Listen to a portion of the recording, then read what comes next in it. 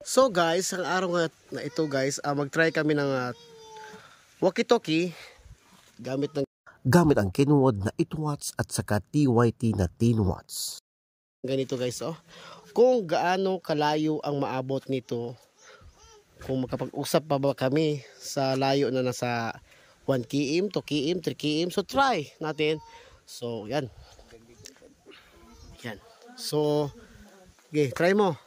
Kubit. Ulit. Okay.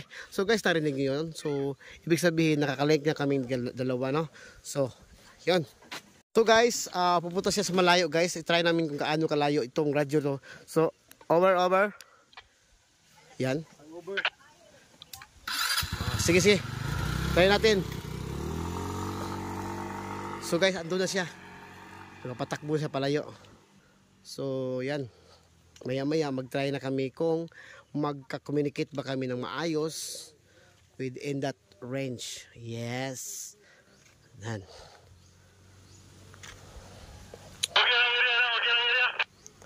Madungo ko diha.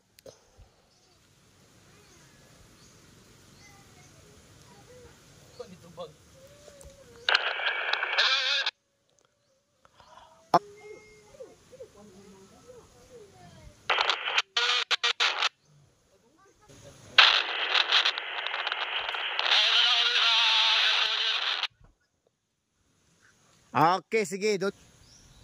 So guys, medyo malayo-layo na siya guys, no? Kasi lakas ng kapatakbo ng motor. So gamit nitong Kenwood, yan, dual watch ito guys. UHF at saka BHF ito. Kadalasan ginagamit ito sa mga security service, CBO, barangays, yan, para sa securities.